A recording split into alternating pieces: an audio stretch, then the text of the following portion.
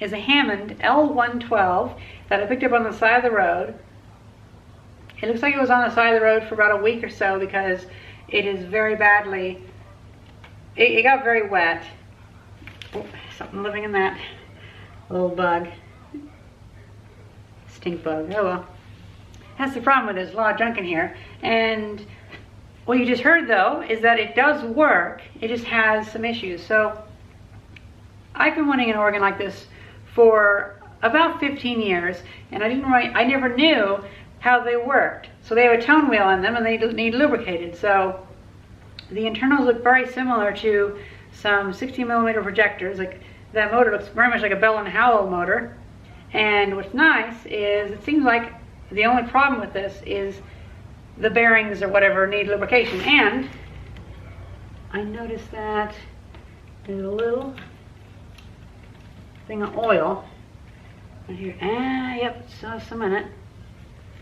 Hammond Organ Company, generator oil for oiling instructions, 3-year supply based on normal usage. Do not over oil and do not start oiling for 1 year.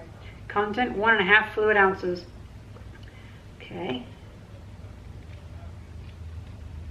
Now, I do not see any way to put oil in here, but I do see 2 little caps on top of the motor, and let's start with that to see if that's...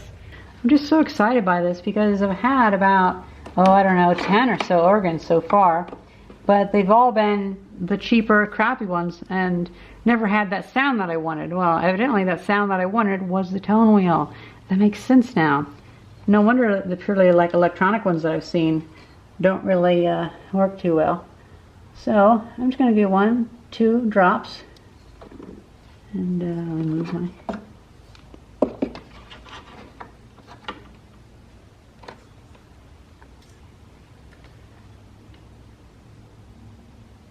One and a half on my hand. Okay, that did not go in. That went on my hand.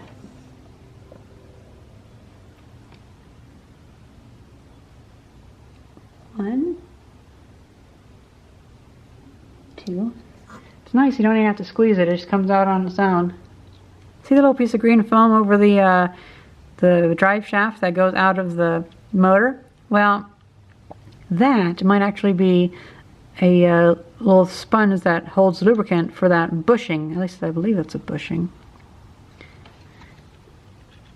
Yeah, that's a bushing. Okay, so I'll put 1 drop on that just to see if that can do anything. It looks like there's another one down here, and I'll try to get that one too.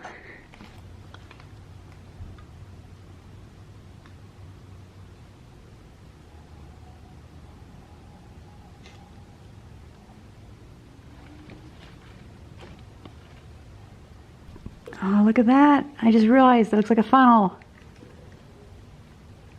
1, 2, 3. Let's just go 3 for now because it's dry and I have no idea how much oil it actually takes. Then move over to this one.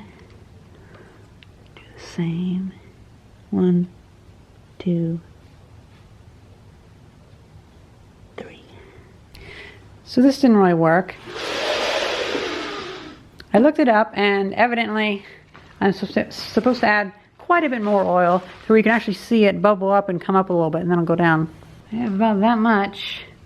It's not too much, but hopefully it'll be enough to do what I need to do.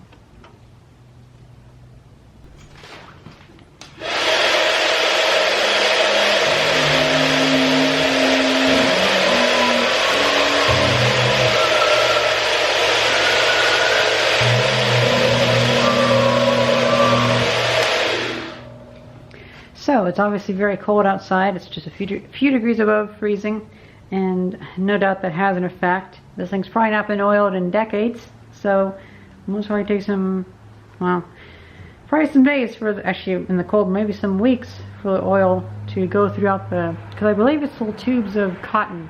I'm not sure though. And so yeah, come back to this in a few days and we'll see what happens. So it's been a while, and I've pretty much built the workshop around it.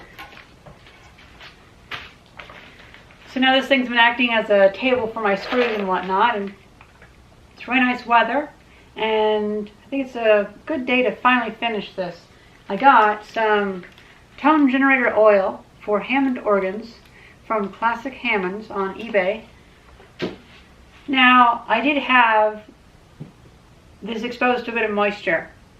So around January or so, moisture really started coming up from the ground, and I didn't have plastic down for it, and so I noticed that it was starting to get a bit wet on the bottom, and when I turned it on, it had a loud 60 hertz hum, which obviously was moisture issues. But a few months ago I put plastic down and put this on top of bricks, and it really seems to keep the place dry.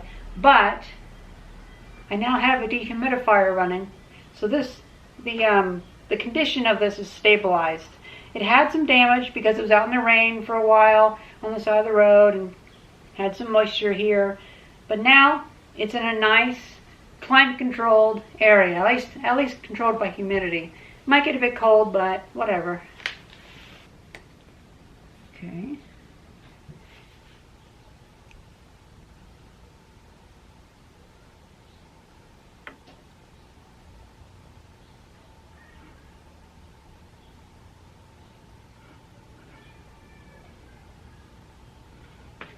And that one didn't want to go, but this one's really thirsty, so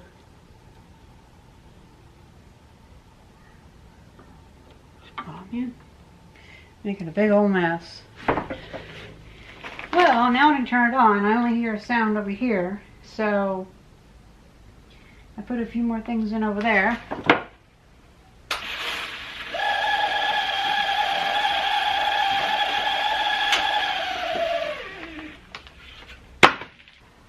This padding on the bottom can be removed.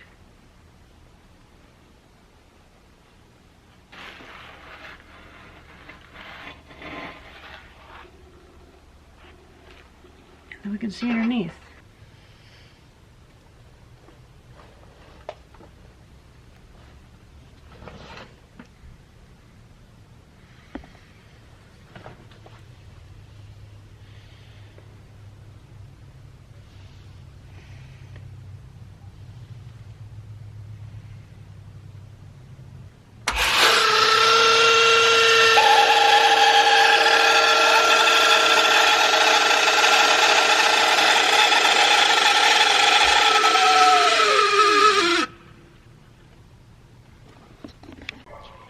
It's been a few hours, and I ended up putting a bunch more of oil in there in both of the holes.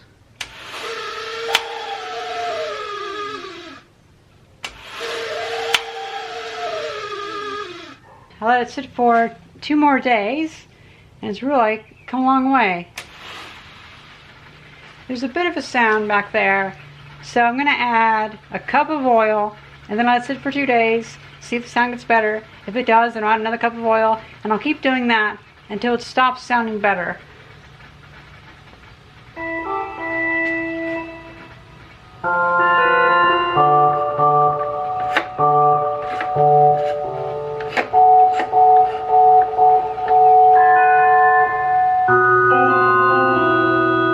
I don't know how to play. I'm just messing around.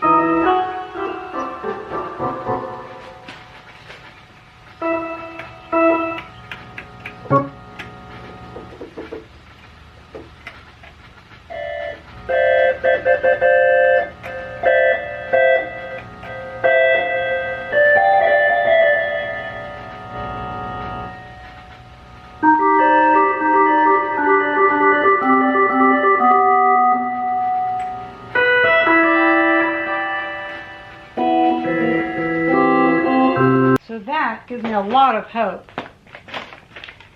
But it's missing something. A Leslie speaker. Ugh. Now, years ago, I took apart a Wurlitzer, and let's be honest, it was kind of it was a newer Wurlitzer that was all like electronic, so it didn't have the tone wheels. At the time, I didn't know why it didn't sound as good. But now that I have a Tonewheel machine, I can look at it. Oh, it actually is. I never knew these were mechanical. It's kind of cool. Well, even though I took apart the Wurlitzer, I kept the I believe it's called a Leslie.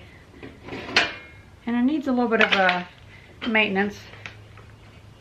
In order to get it out, I had to remove some of the screws and stuff so the metal's not held together well, but I can fix that. I can fix that. Might even spin up.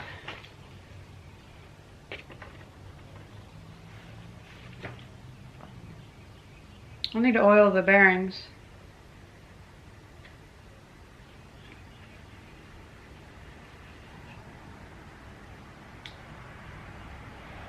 That motor's having a hard time with that, that's for sure. Oh, and I need to fix that. So yeah, this will be a good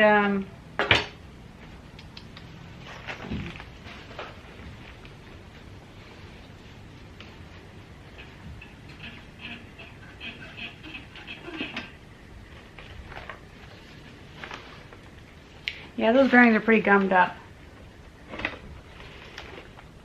I'll fix it. That's a small problem to fix. But this will be a good addition to this because it doesn't really have quite the, what is it, the vibrato, the modulation that I would like. I would love to hear any of your guys' opinions on the best ways to go forward with this restoration. And I'll let this sit a little longer until I have more of the workshop done, and then I can come through and actually make a nice thing for it. I hope you guys enjoyed this video about this Hammond L-112 that I found on the side of the road, and thank you very much for watching. See ya!